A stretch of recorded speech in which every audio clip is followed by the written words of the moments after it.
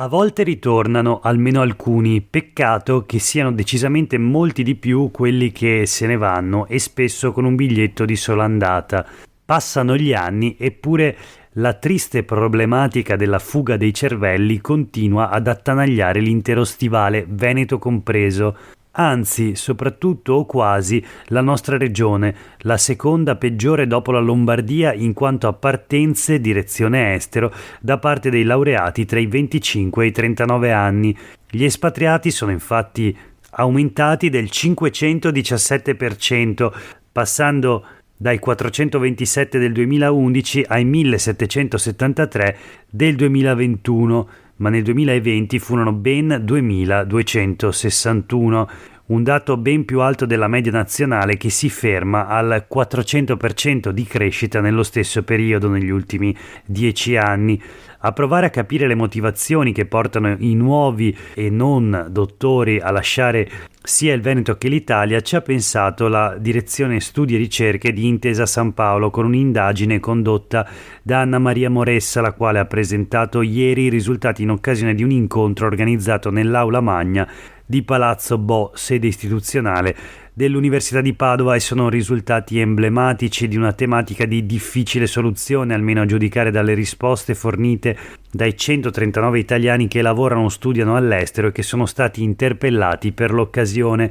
Il primo dato che balza all'occhio, evidenzia la dottoressa Moressa, è che il 69% dei laureati che si trasferiscono in un paese straniero ha preso quale voto finale dal 106 in su. Sempre il 69% di chi va all'estero poi ha avuto una precedente esperienza di studio fuori dall'Italia, fattore tutt'altro che di poco conto. Se poi vogliamo concentrarci sui laureati STEM, acronimo inglese per scienza, tecnologia, ingegneria e matematica, che nella sola Università di Padova sono quasi raddoppiati negli ultimi 10 anni, notiamo che resterebbero anche nella loro provincia di residenza, ma che cercano un lavoro che possa consentire loro di crescere professionalmente e di far carriera, il tutto senza dimenticare l'aspetto economico. Un prima che viene confermato anche dopo, come sottolinea Anna Maria Moressa: il 70% di chi possiede una laurea in una disciplina STEM e va a lavorare all'estero ha un contratto a tempo indeterminato e svolge prevalentemente funzioni altamente professionali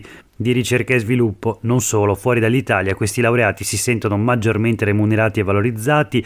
Inoltre per loro le aziende straniere sono più innovative a livello tecnologico e sono convinti di trovare un maggiore equilibrio tra lavoro e vita privata, potendo godere anche di un orario più flessibile. Quali sono le motivazioni che li riporterebbero in Italia? Al primo posto c'è la richiesta di uno stipendio più alto di quello che attualmente guadagnano, seguito dal desiderio di fare carriera e da un aspetto umano, quale la possibilità di riavvicinarsi alla famiglia.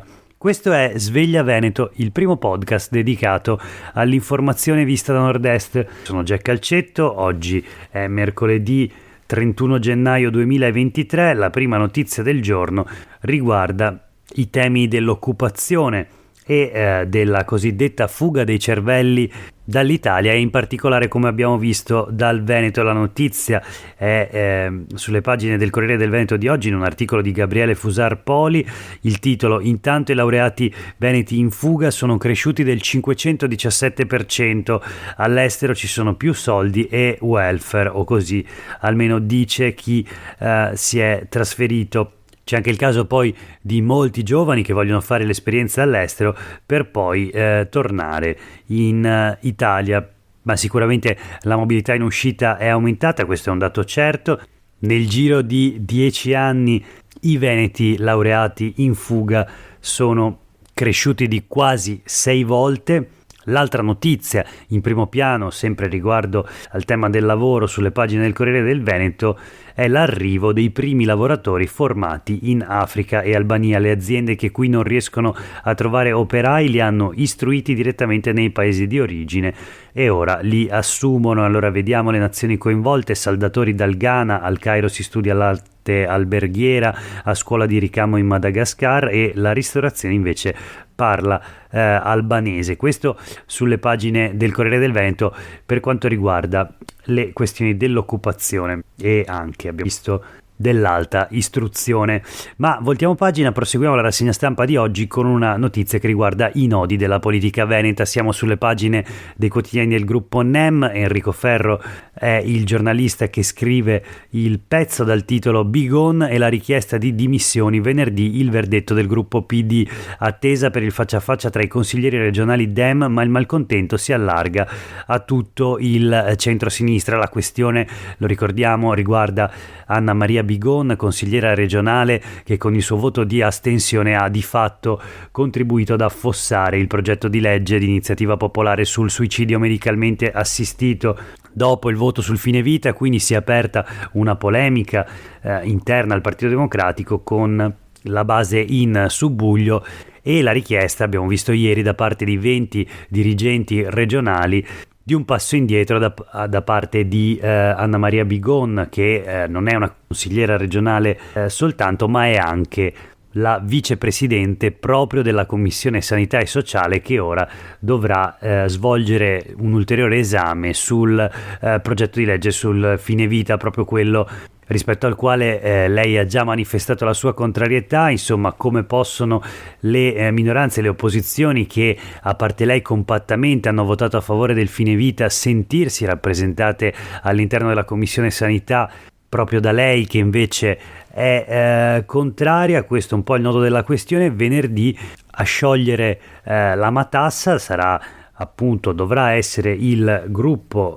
regionale del Partito Democratico. Così scrive Enrico Ferro. Voltiamo pagina, proseguiamo con alcune notizie flash. La prima di attualità sul Gazzettino: Velox, trovato il vandalo, ma non è lui Fleximan. Siamo a Santo Stefano di Cadore, denunciato un giovane del paese che ha ammesso le sue responsabilità. L'episodio, diverso da altri che si sono verificati negli ultimi mesi, riguarda un rilevatore di velocità, una cabina blu, appunto, che è stata divelta a Santo Stefano di Cadore. La foto pubblicata dal Gazzettino la mostra adagiata su un muretto, ma appunto Fleximan finora aveva agito in modo diverso, segando appunto con un flessibile i pali dei rilevatori di velocità.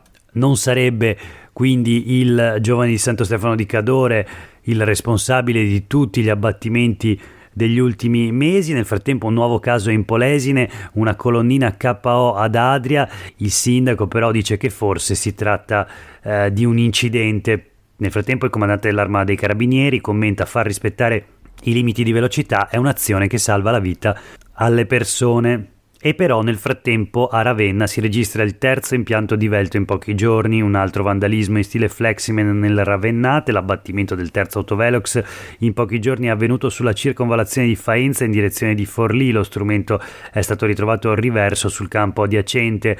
Anche nei casi in cui qualcuno consideri ingiuste certe regole, ha puntualizzato il sindaco Massimo Isola, decidere di farsi giustizia da soli significa passare inesorabilmente dalla parte del torto. E allora voltiamo pagina. Un'altra questione, quella della pista da bob. La situazione si fa più ingarbugliata. Bob, il giallo della pista, i soldi non bastano.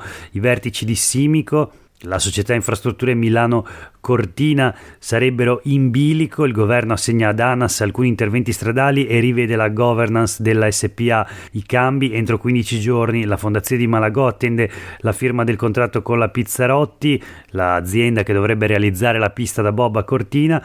La preomologazione è prevista entro marzo 2025. L'articolo di Alda Vanzan sul Gazzettino, ma vediamo i titoli anche dei quotidiani del gruppo NEM. Pista da bob avanti su Cortina ma con piano B. Fondazione ottimista per le gare in Veneto, l'alternativa estera però viene tenuta in caldo. I costi sono destinati a salire sia con la soluzione ampezzana sia andando in Svizzera. Gianluca Lorenzi, sindaco di Cortina, si dichiara soddisfatto per l'esito, un passo decisivo per la Monti, ora il contratto per i lavori.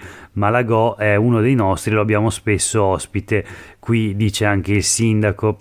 E poi Abodi, ministro dello sport: sono convinto che ce la faremo, dice. Decreto per i giochi, commissari alle opere, nuovo assetto per infrastrutture SPA, a Simico la competenza sulle varianti di Cortina e Longarone, CDA a 5 posti, 1 in coabitazione per Veneto, Trentino e Alto Adige. Questo è il nuovo assetto, insomma, societario della SPA, che si dovrà occupare delle infrastrutture per le Olimpiadi Milano Cortina 2026. Chiudiamo la rassegna stampa di oggi con un'ultima notizia ancora dalle pagine del Gazzettino: vita dorata e criptovalute, influencer veneto in cella.